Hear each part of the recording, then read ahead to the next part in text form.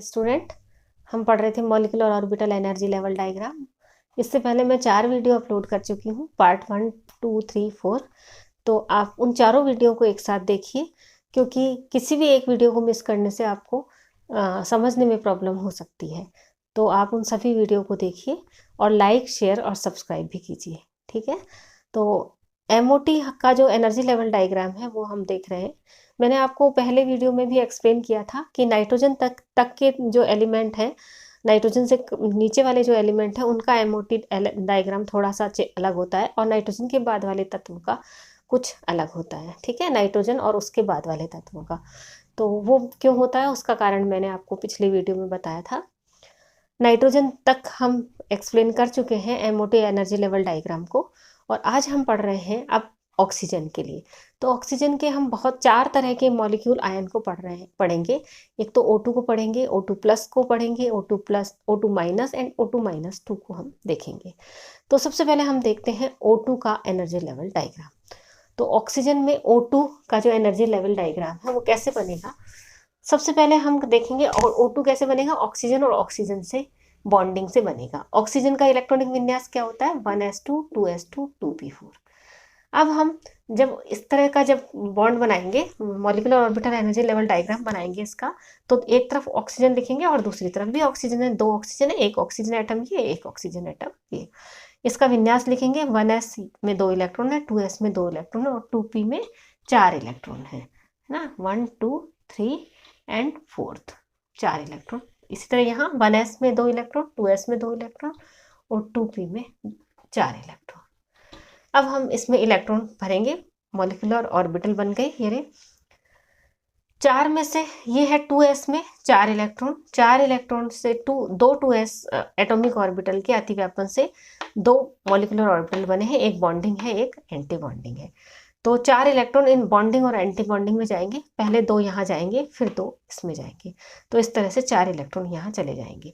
अब यहाँ है p में, 2p में है 4 इलेक्ट्रॉन एक ऑक्सीजन पर और 4 इलेक्ट्रॉन दूसरे ऑक्सीजन में। टोटल हो गए इसमें 8 इलेक्ट्रॉन। और एटॉमिक ऑर्बिटल कितने बन गए हैं यहाँ पर, मॉलिक्यूलर ऑर्बिटल यहाँ बने हैं 6, 3 बॉन्डिंग और 3 एंटी बॉन्डिंग। अब 8 इलेक्ट्रॉन में से पहले 4 इसमें जाएंगे, पहले एक एक जाएगा π2px और π2py में, फिर एक एक पेयरिंग होगी इसकी।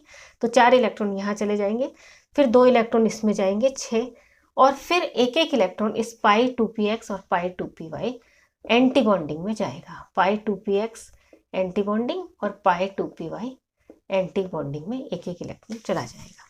तो इस तरह से ये इलेक्ट्रॉन इस तरह से इसमें भरेंगे। अब इसका हम इलेक्ट्रॉनिक विन्यास लिखेंगे। के नीचे वाले जो फर्स्ट s जो ऑर्बिटल है उसके लिए हम के लिखेंगे।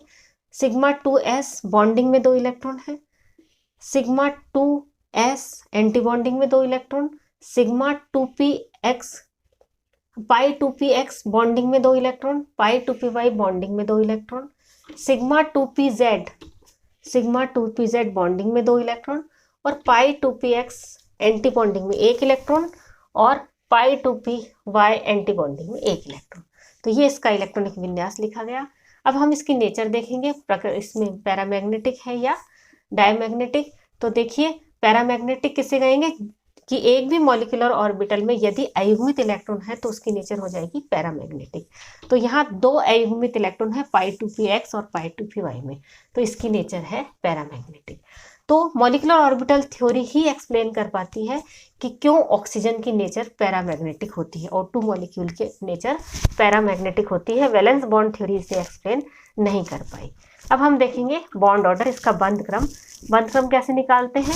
बॉन्डिंग में इलेक्ट्रॉनों की संख्या और एंटी बॉन्डिंग में इलेक्ट्रॉनों की संख्या। बॉन्डिंग कक्षकों में इलेक्ट्रॉनों की संख्या कितनी है, ये है बॉन्डिंग 2 इलेक्ट्रॉन, ये 6 इलेक्ट्रॉन बॉन्डिंग के, तो 6 और 2 8 इलेक्ट्रॉन बॉन्डिंग है। 4 कितने हैं, 2 ये और 2 ये, 4 इलेक्ट्रॉन एंटी बॉन्डिंग में है। 8 - 4/2 यानी 6, 8 में से 4 गए 6 नहीं 4/2 इज इक्वल टू 2। तो ऑक्सीजन और ऑक्सीजन के बीच में जो बंध क्रम है वो है डबल।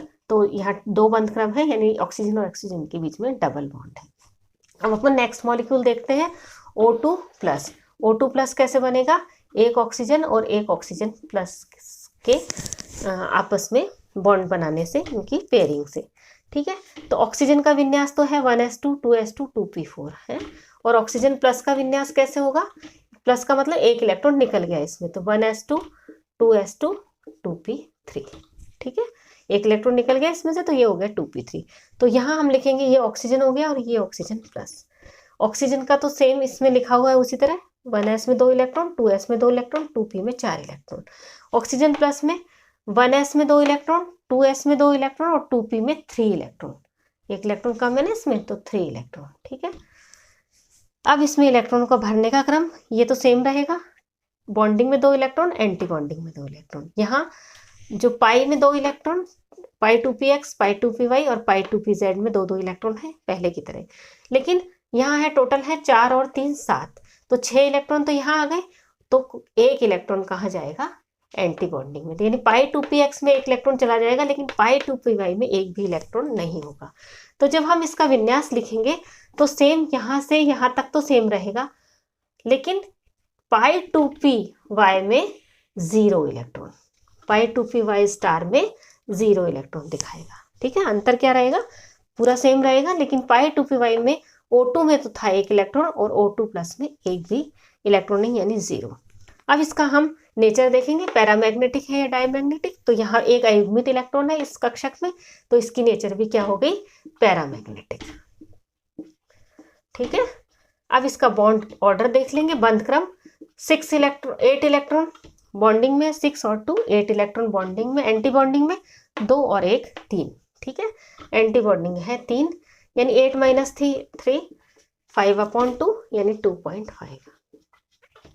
तो ऑक्सीजन और ऑक्सीजन प्लस के बीच में 2 बॉन्ड तो है ही, और तीसरा बॉन्ड अधूरा है, 0.5 ऑर्डर का है, तो यहाँ पर 2.5 बॉन्ड है। ठीक है, इसी तरह अब अपन नेक्स्ट देखते हैं O2 माइनस में।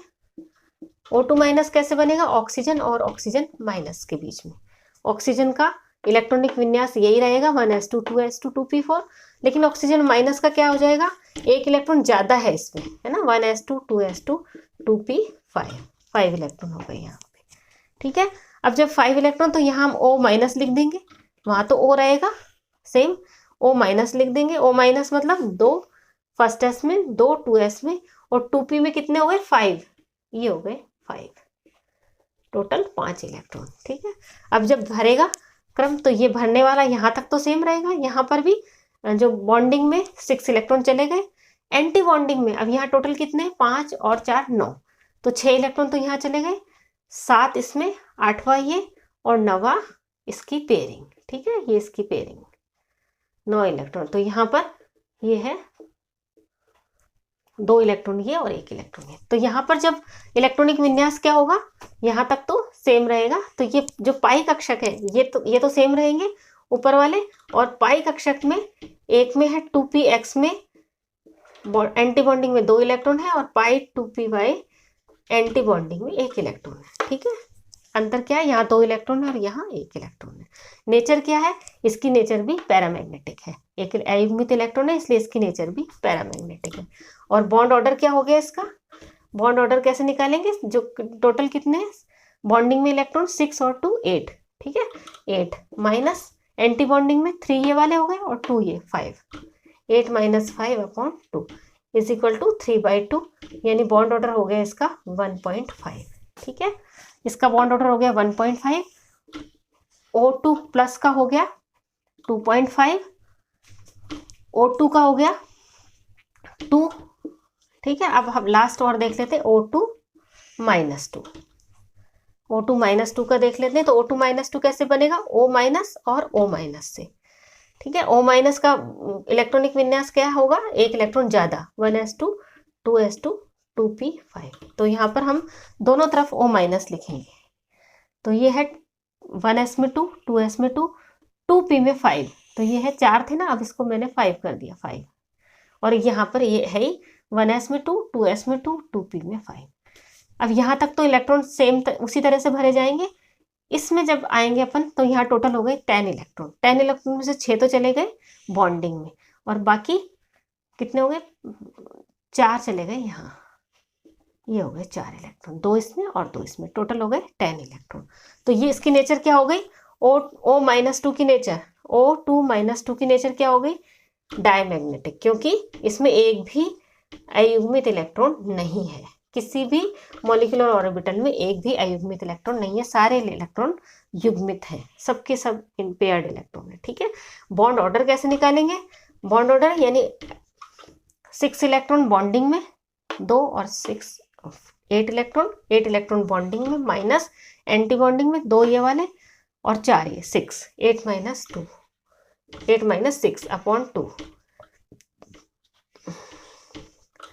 8 में से 6 गए 2, 2 अपॉन 2 इज इक्वल टू 1, यानी O माइनस और O माइनस के बीच में जो बॉन्ड ऑर्डर है वो कितना आया, 1 का। तो अब हम यहाँ देखेंगे, कंपेयर करेंगे, O2 का बॉन्ड ऑर्डर है 2, O2 प्लस का बॉन्ड ऑर्डर है 2.5, O2 माइनस का बॉन्ड ऑर्डर है 1.5 और O2 माइनस 2 का बॉन्ड ऑर्डर है 1। ये हमने कंपेयर किया, सबसे जिसका जितना ज़्यादा बॉन्ड ऑर्डर होता है वो उतना ज़्यादा स्थायी होता है, उसको तोड़ने में उतनी ज़्यादा ऊर्जा की आवश्यकता होती है। तो सबसे ज़्यादा स्थायी कौन सा हुआ, O2 प्लस की स्टेबिलिटी स्थायित्व सबसे ज़्यादा है। फिर कौन है, O2, इसका 2 है। फिर कौन है, O2 माइनस, और फिर सबसे कम है O2 माइनस 2। तो ये इस तरह से ये थ्योरी ये एक्सप्लेन कर पाई कि क्यों ऑक्सीजन की नेचर पैरामैग्नेटिक होती है और किस तरह से ये सारे जो O2 और इसके जो मॉलिक्यूल आयन है O2 माइनस, इनका बॉन्ड ऑर्डर हम किस तरह से एक्सप्लेन करते हैं। हम इसके स्थायित्व को मॉलिक्यूलर ऑर्बिटल थ्योरी से एक्सप्लेन कर सकते हैं कि कौन सा मॉलिक्यूल आयन ज़्यादा स्थायी होता है, बंद क्रम क्या होता है, इस तरह से हम इसमें इस थ्योरी से एक्सप्लेन कर पाते हैं। Thank you.